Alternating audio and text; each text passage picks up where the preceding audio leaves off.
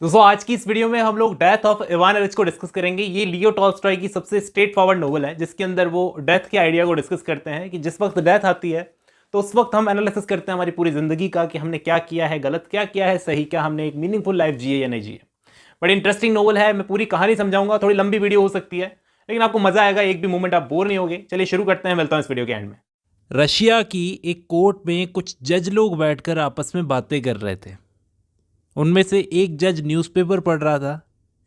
तभी अखबार के जिस हिस्से पर शोक संदेश आते हैं ना दोस्तों, उस पर एक न्यूज़ थी कि उन जजेस का एक कलीग था इवान, वो गुजर गया है। सब लोगों को इस बात में एक्साइटमेंट दिखी, सारे इकट्ठे हो गए, न्यूज़पेपर को देखने लगे कि देखो दोस्तों, उसकी वाइफ प्रोस्केविया ने लिखा है कि वो आज स्वर्ग सिधार गए। इन सबको पता था कि इवान काफ़ी लंबे समय से बीमार चल रहा था, तो आज नहीं तो कल उसकी डेथ हो जाएगी। यूजुअली लोग दुखी होते हैं कि साथी मर गया, लेकिन इन सबके दिमाग में क्या चल रहा था कि अब किसको क्या पॉजिटिव रिजल्ट मिलेगा, उसकी डेथ से किसको क्या फ़ायदा होगा कोर्ट में, मतलब अलग अलग तरीक़ों से। खैर चलता तो सब जगह है ये, लेकिन ऊपर से कोई बोलता नहीं है।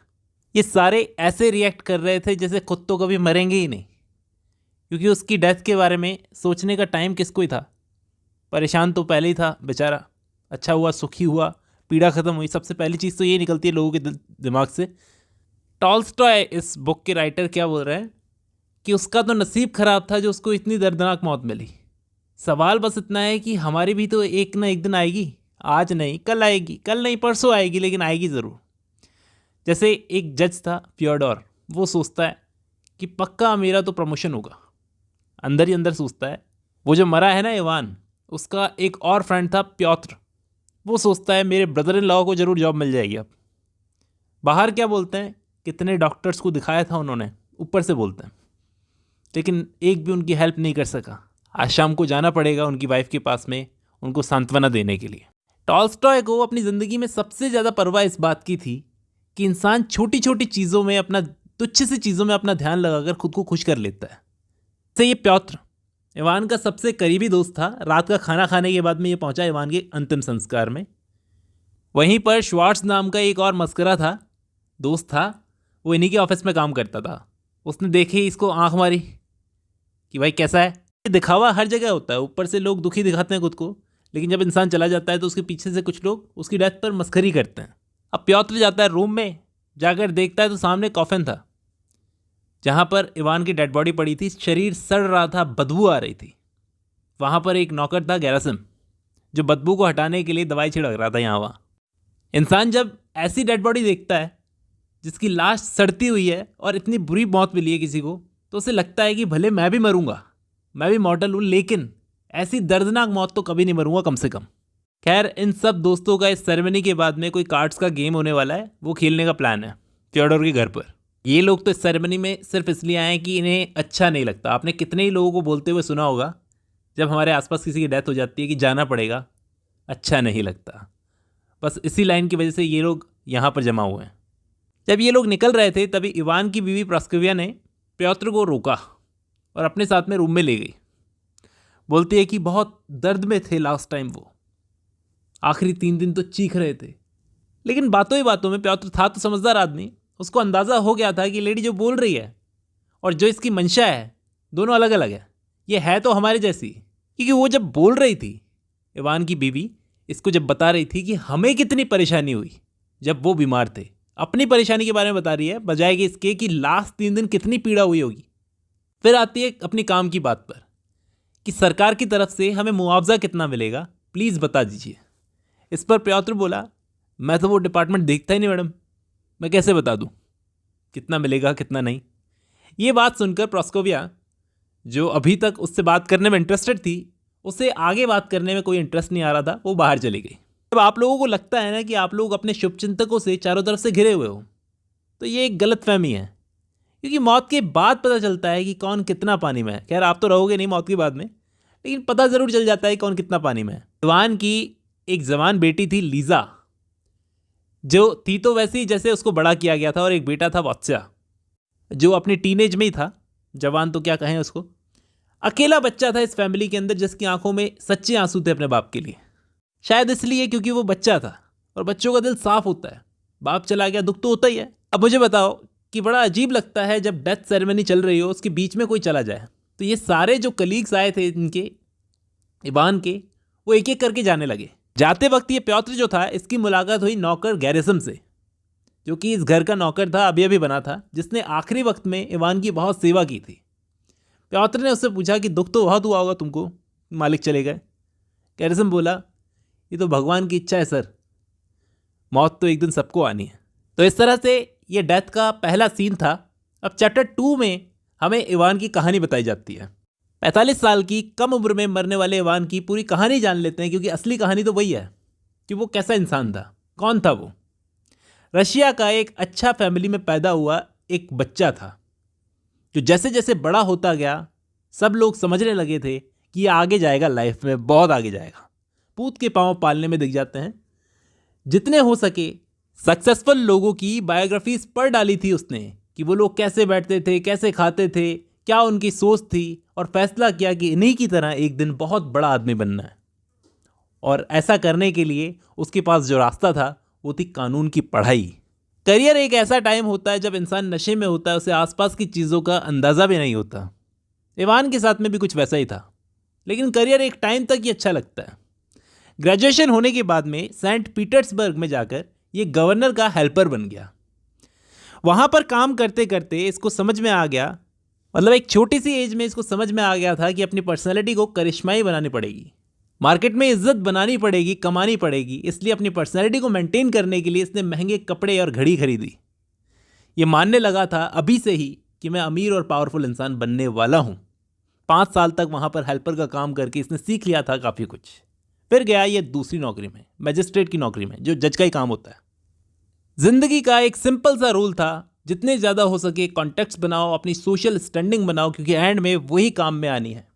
अपनी डिग्निटी बनाए रखो लोगों के बीच में, क्योंकि अब आई थी इसकी ज़िंदगी में असली पावर, जो एक जज के हाथों में होती है।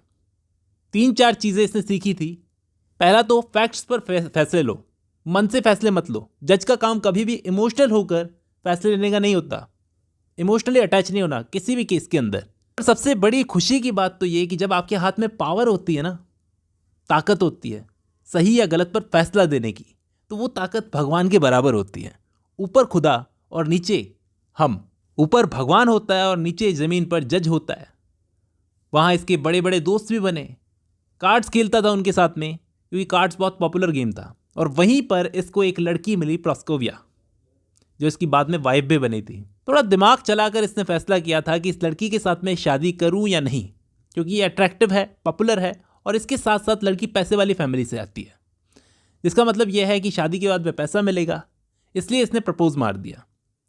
सब कुछ सही था, सब चीज़ें इंपॉर्टेंट होती है, लेकिन शादी में एक इंपॉर्टेंट इंग्रेडिएंट होता है दोस्तों, जिसकी ज़रूरत होती है, वो होती है अंडरस्टैंडिंग। शादी कोई प्रॉफिट लॉस स्टेटमेंट नहीं होता कि आपको प्रॉफिट दिख रहा है आपने शादी कर ली। शादी के बाद इसे सब कुछ मिलता है, फर्नीचर मिलता है, गिफ्ट्स मिलते हैं, रोमांस भी मिलता है, अच्छी बीवी मिल जाती है स्टार्टिंग में। लेकिन प्रॉब्लम तब क्रिएट होती है जब प्रोस्कोविया प्रेग्नेंट हो जाती है, पहले बच्चे को जन्म देती है।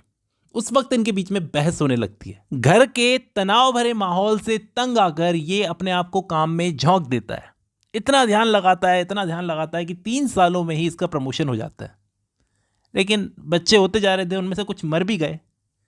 7 साल कब गुजरे पता ही नहीं चला, काम में इतना डूब गया था ये। अब आपको मालूम है कि सरकार अगर सैलरी बढ़ाएगी तो ऐसे नहीं बढ़ाएगी, कई बार ट्रांसफ़र भी करेगी।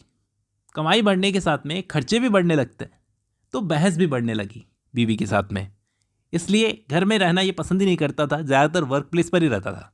ऐसे ही शादी को 17 साल गुजर गए दोस्तों, 17 साल। जैसा मैंने आपको बताया कि सरकारी नौकरियों में प्रमोशन इतना आसानी से नहीं मिलता, और मिलता है तो उसके साथ में ट्रांसफ़र भी आता है। ट्रांसफ़र से ये तंग आ चुका था, बार बार इसको ट्रांसफ़र करवा देते थे। इसको चाहिए थी एक अच्छी खासी स्टेबल जॉब। इसको 17 साल में समझ में आया था कि ज़िंदगी में हमेशा सिचुएशन इसके साथ में नहीं चलेगी। कई बार ऐसा भी हो सकता है कि सिचुएशन इसके साथ में ना चले। ये बोला काम कर रहा हूँ इतना, और ये प्रमोशन देने में रुलाते हैं इतना। बोला मुझे अगर 5,000 रूबल की कोई भी दूसरी जॉब मिल जाए ना, मैं कर लूँगा, आज ही नौकरी छोड़ दूँ। अब आ रही है बातें सामने, क्योंकि पहले तो इसको लग रहा था कि मेरा काम में मन लगता है, कॉन्टेक्ट्स में मन लगता है, लेकिन सब पैसे की माया थी। एक्सपेक्टेशंस के हिसाब से जब पैसा नहीं मिल रहा था तो काम गया तेल लेने। इवान और प्रोस्केविया दोनों की ज़िंदगियों में सिर्फ एक ही चीज़ थी जो दोनों को साथ में लाती थी। दोनों हस्बैंड वाइफ की ज़िंदगी में सिर्फ एक ही चीज़ थी जो दोनों को साथ में लाती थी, पैसा और स्टेटस। वो इवान के साथ कुछ खास मोमेंट्स पर अपना बॉन्ड शेयर करती थी। जब उसका प्रमोशन होने वाला होता था, प्रमोशन होने की बात चलती थी, एक न्यूज़ आई कि काफ़ी सारी वैकेंसी खाली होने वाली है। उस वक्त इवान ने अपने कॉन्टैक्ट से, कनेक्शन से अपनी रैंक बढ़वा ली।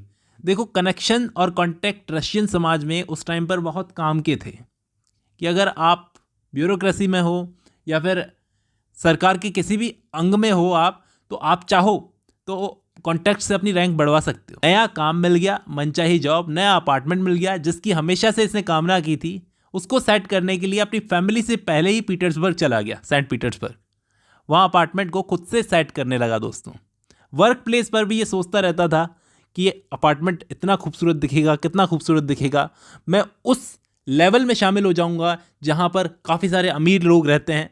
मतलब आज तक सिर्फ मैंने सोचा था, आज मैं वो लाइफ जीऊँगा। तो एक दिन ये क्या करता है, देखता है कि पर्दे लगाने वाला एक आदमी गलत तरीके से पर्दे लटका रहा था इसके घर में, इसके अपार्टमेंट में। इसलिए वो बोलता है कि ऐसे मत करो, नीचे उतरो, मैं तुम्हें बताता हूँ। देखो, मैं ऐसे नहीं चाहता, ऐसे चाहता हूँ कि तुम ऐसे पर्दे लगाओ। तभी अचानक पता नहीं क्या हुआ, ये चढ़ा, बैलेंस बिगड़ा सीढ़ी से और ये गिर पड़ा। गिरा तो इसके अंडर आर्म में, वहाँ पर खिड़की थी, उसका नोक टकराया। उससे इसको सीरियस चोट लग गई जिसको इसने नेग्लेक्ट कर दिया।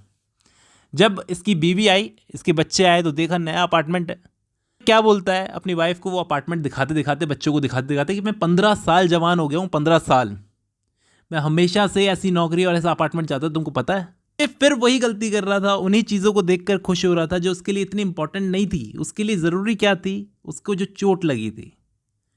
फिर पूरी फैमिली जब देखती है, पूरा अपार्टमेंट देखती है, तो प्रोस्केविया क्या बोलती है, तुम्हारी चोट कैसी है। मजाक उड़ाते हुए बोलती है कि अच्छा हुआ तुम थोड़े एथलीट हो, नहीं तो जान चली जाती। वो बोला ठीक हो जाएगी, ऐसी कोई खास चोट नहीं है। लेकिन चोट कितनी गंभीर थी, कितनी सीरियस थी, ये हमें तब तक पता नहीं चलता जब तक डॉक्टर्स का बुलावा ना आ जाए। अचानक इसकी जुबान का टेस्ट बदल गया।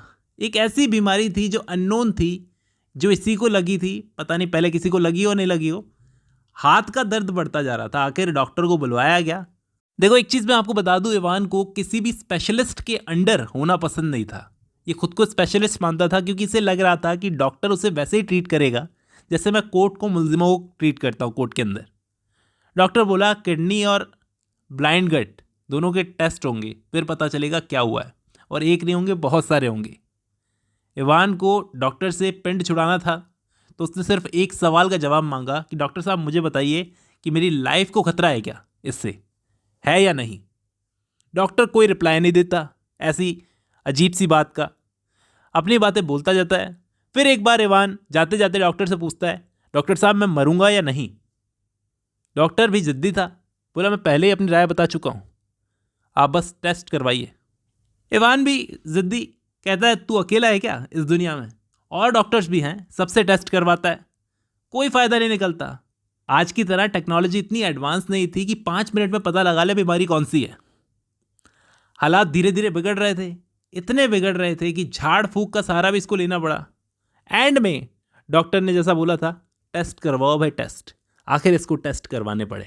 इसकी हालत इतनी खराब होते हुए देखते हुए भी इसकी बीवी और बेटी हर समय सोशल गैदरिंग्स में लगी रहती थी।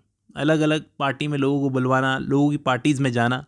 वो दिखावा कर रही थी दोनों कि इवान की बीमारी उतनी सीरियस नहीं है जो हम इतना सीरियसली लें उसको। इवान खुद भी मानता था कि इग्नोर करूँगा तो बेटर होऊंगा, लेकिन दर्द ज़्यादा था, बर्दाश्त नहीं हो रहा था। इग्नोर करे तो कैसे करे। समय के गुजरने के साथ साथ वो दुबला पतला कमज़ोर होने लगा।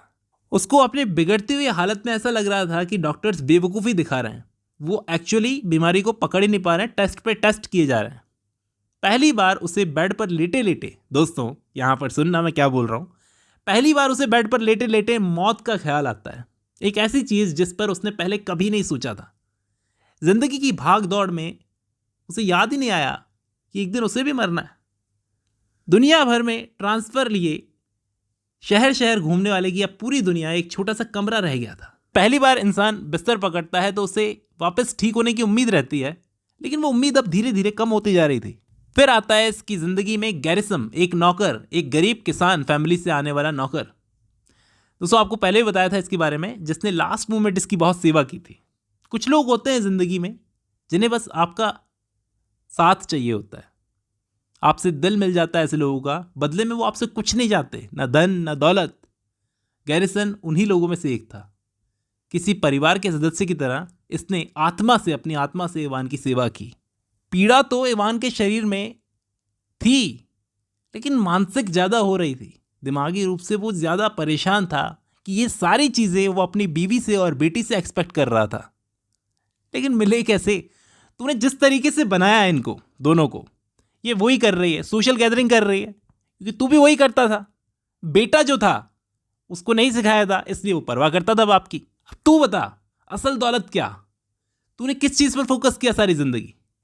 गैरिसन घंटों तक इवान के पैरों को कंधों पर रखे बैठा रहता था। दोस्तों ये सच्चा अपनापन आप लाख पैसे खर्च कर लो कहीं नहीं मिले, ये मिलता है फ्री में जब नसीब में हो। तो इवान के नसीब में ये तब आया जब उसकी ज़िंदगी ख़त्म होने वाली थी। गैरिसन हर वो चीज़ करता था जिससे इवान का दर्द कम हो। डॉक्टर्स बार बार आकर उसकी जांच करते थे। वो चिढ़ जाता था कि ये लोग सारे के सारे मुझे झूठ में ज़िंदा रख रहे हैं, फालतू का ड्रामा कर रहे हैं, ये कुछ नहीं कर पाएंगे, मैं मर जाऊँगा, मरूंगा, मुझे मालूम है, लेकिन ये झूठ को बनाए रख रहे हैं मेरी आंखों के सामने। अब एक शाम ओपेरा में जाने से पहले दोनों माँ बेटी, यानी इसकी बीवी और बेटी, दोनों इससे मिलने आए, लेकिन ये दोनों को नफ़रत भरी नज़रों से देख रहा था। इतनी नफ़रत भरी नज़रों से कि पूछो मत। वो अपनी वाइफ को खुद को टच भी नहीं करने देता था। धीरे धीरे उसकी हालात इतनी बिगड़ती गई, उसे दुख होने लगा कि कोई ऊपर वाला नहीं है, अगर होता तो करिश्मा दिखाता। अब ज़िंदगी जीने का सिर्फ एक ही तरीका था उसके पास में, गुजरते समय को याद करे। क्या मैंने अपनी ज़िंदगी गलत तरीके से जी है? काफ़ी देर तक सोचने के बाद इसको एहसास होता है, हाँ, बेकार ज़िंदगी जी है, बेकार। अरे ज़िंदगी जी कहाँ मैंने, बर्बाद कर दी। ज़िंदगी भर भाग दौड़ कर जो जमा किया, किसके लिए? आज खुद मेरे काम नहीं आ रहा। आखिर मरने से पहले वो अपनी बीवी से माफ़ी मांगता है। आखिरी 3 दिन वो चिल्लाता चिल्लाता मर गया। मरते वक्त उसके दिमाग में बस एक ही चीज़ थी, एक सवाल था, सारी ज़िंदगी बर्बाद कर दी बेकार की चीज़ों में। इस तरह उसकी मौत के साथ ये कहानी ख़त्म होती है। दोस्तों टॉल्स्टॉय बड़ा स्ट्रेट फॉरवर्डली बात करते थे, उनको घुमा फिरा के बात करनी नहीं आती थी। एक सक्सेसफुल इंसान को तिल तिल मरते हुए दिखाया उन्होंने कि आप खुद इवान जैसी मौत तो नहीं मर सकते रीडर्स, लेकिन एक्सपीरियंस तो कर सकते हो। माना आप बाकियों की से एकदम अलग हो, प्रतिभा है आप में, अच्छे दिखते हो, सब कुछ अच्छा है आप में, लेकिन ध्यान रखना ये सारी क्वालिटीज़ रोमन राजा जूलियस सीजर में भी थी। मैं पूछता हूँ आज कहाँ है वो? मिट्टी बन गया। तुम भी मिट्टी बन जाओगे जब आप खुद को कंप्लीट मानकर इस समाज में घूमते हो और एक बात भूल जाते हो कि आप भी मॉडल हो। लाइफ एक ही मिली आपको भी। रखना, मौत के वक्त डेथ बेड पर हर इंसान अपनी ज़िंदगी का एनालिसिस निकालता है, और तब जब उसके आंसू आए तो समझ लेना उसे पछतावा है कि उसने अपनी ज़िंदगी ठीक से नहीं जी। वैसे एक सवाल का जवाब अगर इवान को मिल जाता कि ये क्यों हो रहा है मेरे साथ, किस वजह से हो रहा है, मैंने क्या बिगाड़ा है किसी का, तो शायद वो चैन से मर सकता था। लेकिन इस बात का जवाब उसे दे कौन बताए, किसे पता है? इसी के साथ ये कहानी खत्म होती है। अब जब आपने ये वीडियो खत्म कर लिया तो मैं उम्मीद करता हूँ आपको इस नोवेल का मेन आइडिया समझ में आया होगा। चलिए आज की इस वीडियो में बस इतना ही, मिलता हूँ नेक्स्ट वीडियो में।